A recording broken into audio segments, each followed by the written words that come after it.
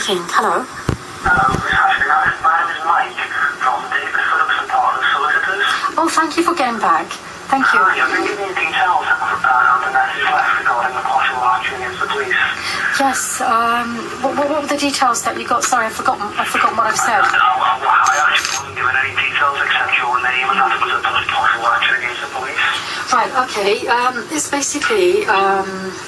Well, to cut a long story short, I've got evidence that the West Midlands police were involved in a potential physical attack against myself whilst I was living in Smethwick a couple of years ago. Just a second, because I'm just going to take some notes here, so I might need to just slow you down. So you say West Midlands police possibly involved in a physical attack? In a potential physical attack. Thankfully, I wasn't actually physically attacked, but somebody did try and get into my flat. When you were living where, sorry? I was living in a first floor flat in Smethwick in Birmingham. Smethwick. Okay. Yeah, unfortunately, basically, this chap, he managed to open the door from outside. I rang the police. I didn't like the way they handled my call. There was something not right about it. Just, you could say a victim's gut instinct. And Miss Hashmi, I'm so sorry. Yeah, sorry. You see, I'm not understanding. So, you say somebody tried to open your door? Yeah, they did actually manage to open it because there's a key inside the door, which for some reason the key, you can't take the key out. And okay, I'm sorry, so just hold on a second. So are you saying that person was a police officer or not? No. Well, God, I'd be very worried if they were. No, the person outside. Let me finish. What it is somebody's trying to break in. I tell the police take my complaint, my 999 emergency, as though they don't take it in the right way. And so afterwards, what I do is they actually turn up and they do sort of look around to see if anyone's there, whatever, so to check I'm okay, whatever. And then when I move away from Birmingham, because I'm getting really badly abused, and it's been happening from a long time, ever since I lost my job, you could say, ever since I lost my job. Miss Hashmi? Yes? Your voice has gone somewhat faint now. Could you try and... Can you not hear me? Yes, that's better. Yeah, sorry, since I lost my job, what's happened is I used to be working as a pharmacist in Barnsley in South Yorkshire. And I had a lot of racism there, and so I complained there as well to the local police, and they did something very strange to me. I still have the evidences. Then I moved to Birmingham. Somebody tried to break in, as I've explained. I rang 999 emergency, and then what happened was when I moved away from Birmingham, I went to Bristol, where I was born and where I was raised, etc. Went back to my family home, and I made an inquiry because I had so many funny incidences happening from South Yorkshire police, etc. I thought to myself, I wonder what West Midlands police have done. And so I made an inquiry, and they gave me false information. Basically, what they did was they insisted that I had invited somebody in for a drink late that night. And on the same date, obviously you don't know this, but I'm a practicing Muslim female. I dress like a nun, so you can see me like a nun. I'm a miss. I haven't been married before. I've never had a relationship, no boyfriends, etc. Just so you can sort of get a feel for why I'm offended. And so what happens is I make an inquiry, and they accuse me of inviting somebody in for a drink. And that was totally not true, and I was shocked at the way they wanted to insist upon it. And then I also get a smear sent to me on exactly the same date from a different organisation, right? Now, I was like, I looked at the smear. First of all, I looked at the comment that I had invited a man in for a drink. And that was by the police?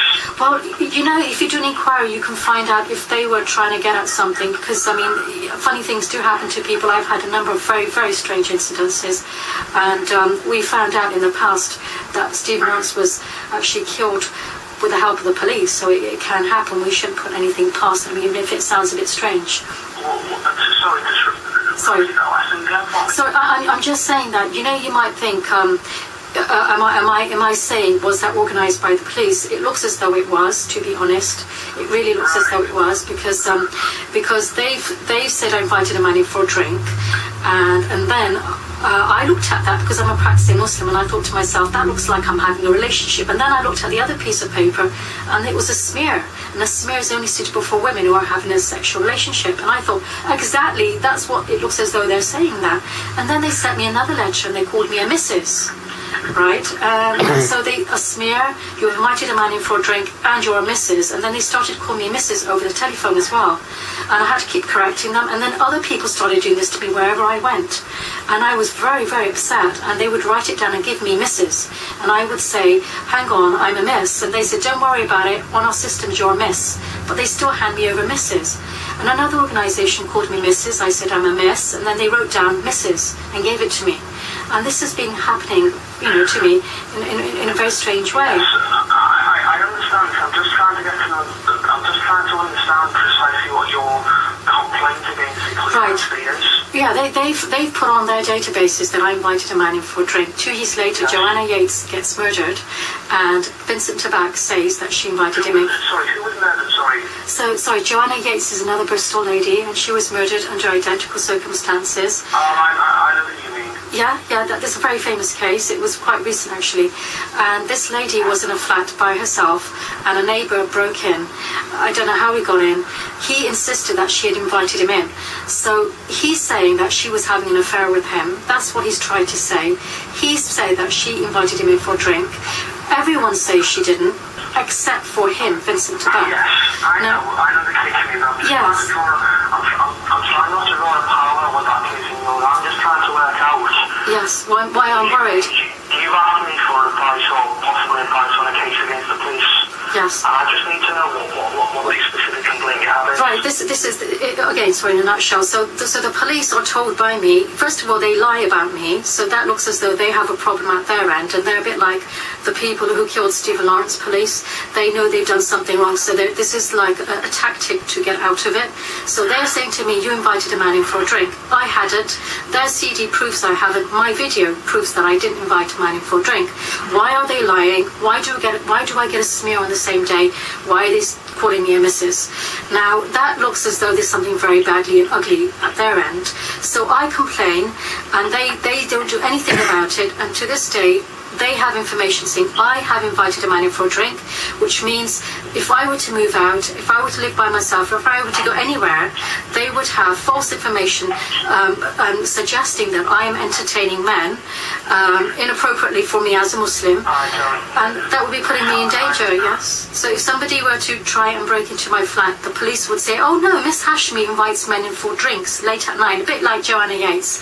And well, things got out of hand, and his hand must have slipped, and somehow her neck got broken, and she's dead now. I mean, do you see, that is blatantly wrong. Yes?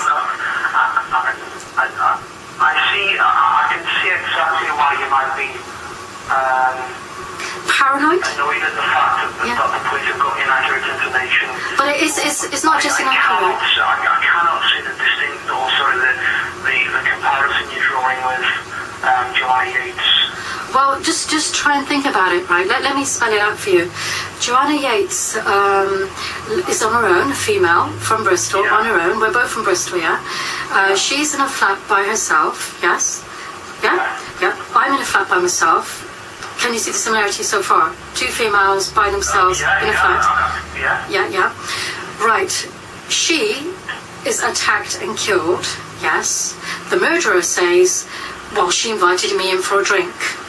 The family says, I don't think so. Well, it's fair to say that in that particular case, the victim and the offender both knew each other. But they didn't know each other. I mean, you can know the man in the street and see his face and recognize it. So they didn't actually know each other. They hardly had even spoken. In fact, they didn't even speak to each other. If you go. Okay, well, listen. The last time, how you made a complaint to the police regarding this? Yes, and they just allowing it to carry on. They're putting my life in danger. If something happens to me, they're going to say what they did with Joanna Yeates. They're going to say she invited a man in for a drink, and it's her fault, the female's fault. And they're going to they can stitch me up and do a Stephen Lawrence on me, And I don't feel comfortable. I mean, what is wrong with telling the truth? Why are they lying? And that's another thing that can't be drawn on. Yes.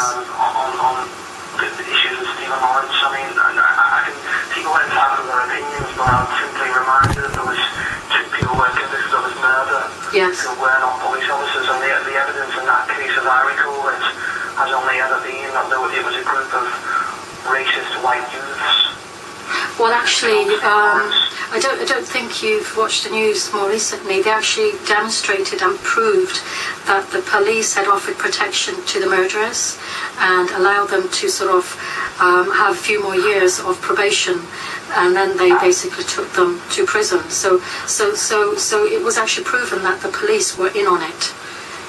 They were actually involved. Okay, I don't recall seeing that particular story, although I do recall recent things recently. Yeah, so just imagine somebody was saying that you had invited a man in for a drink, or some female in for a drink, you as a male, and let's say she gets killed somewhere later on, and they blame you because you're the one who invited her in for a drink. You know, and you used to do that, so you probably did that. Do you see, it's false information, and it can be misused later on.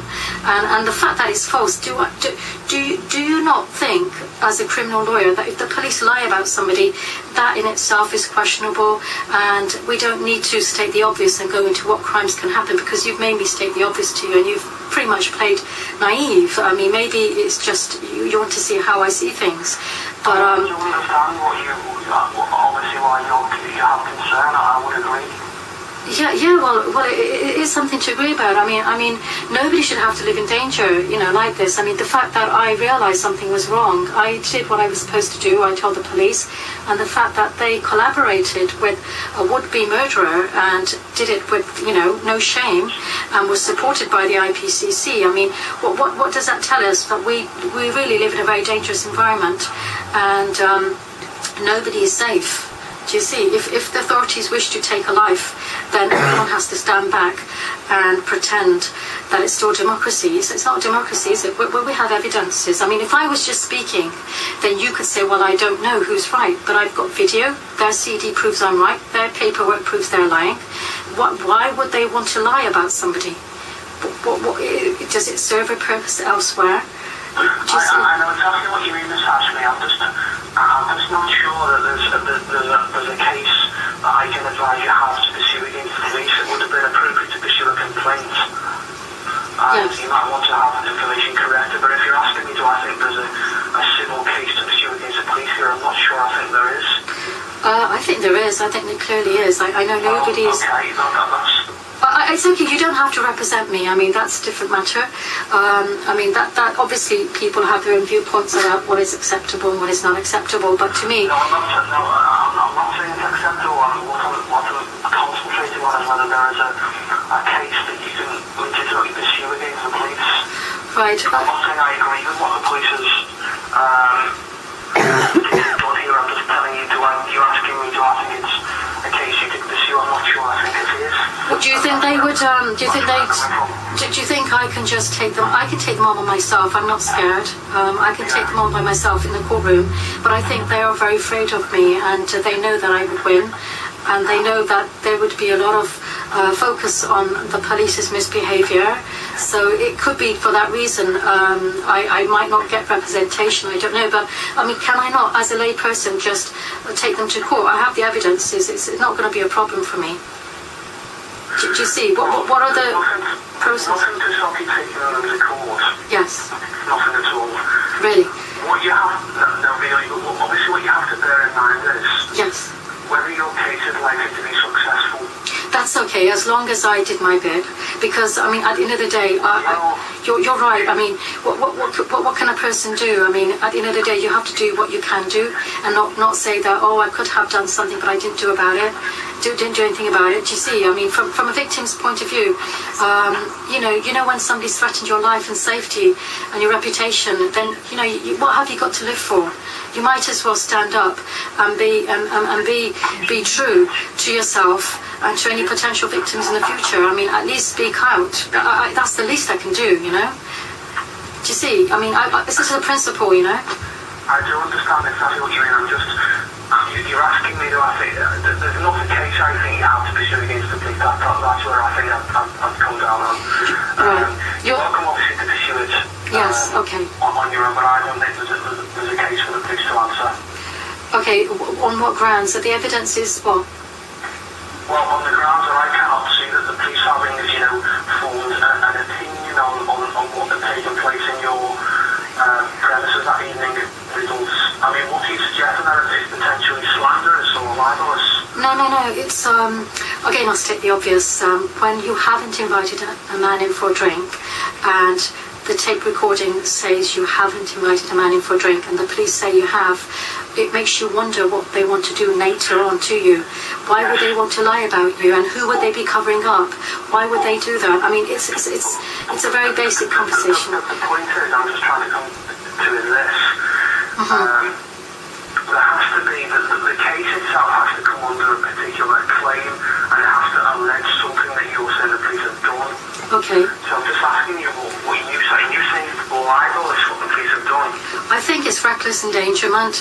They lied about the event, and then they lied. The lie has repercussions for any future events, and it could mean that the police might want to kill me later on, and or support somebody killing me later on, or would be aware that somebody who tried to kill me that night might still try, and they're quite happy to play stupid and to lie and to facilitate a murder.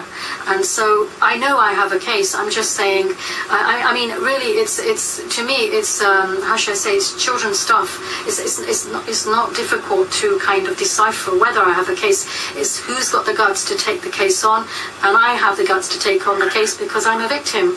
And so I'm just saying. You said to me that obviously I can see where you're coming from, but I do not think with respect that there is a case to pursue, so I can't help you. All right, you don't think it will be successful. That's okay, but I can actually take them to court, can't I? You can, yes. With the associated risks, but obviously if your case isn't successful, yes, you are liable for the costs of the police force that you're bringing the case against. But I'm the lawyer, so there's no costs. They have to turn up, and if you would be what's called a litigant in person, unless you have representation, and even if you did have representation because you're the claimant, if your case wasn't successful, you would more than likely be liable for the costs of the police, because the rule in civil proceedings is the unsuccessful party bears the costs of the other party. Well, I don't have any money, and I don't think that could ever happen because they have lied, and I can prove that they've lied, and so I can press charges that they're liars. Can I do that? I don't think lying in itself is either an offence or a necessary civil cause of action. I think it is. A police officer lying is a big lie. Potentially what you're suggesting is it's misconduct in the public office. It's misconduct for the public safety, and it's very dangerous to lie. It's for example, to say that Stephen Lawrence was a murderer when he had been murdered would be a lie. Would you agree? Or would you say that was very grey and you couldn't figure it out? I mean, obviously it's black and white, isn't it? So it's black and white. Yes. Okay. I'm not sure I can assist further, Miss Hashmi, I'm afraid. I've given you the benefit of what I think is reasonable advice. Clearly you don't agree, and that's fine, but as I said, I don't think I can really pursue this further for you. That's okay. You're entitled to you're entitled to your views. Okay. Yeah. Well, best wishes anyway, and I hope you do put the record straight. Yeah. Thank you very much. Yeah. Okay. Thank you. Thanks. Bye. Bye. Bye.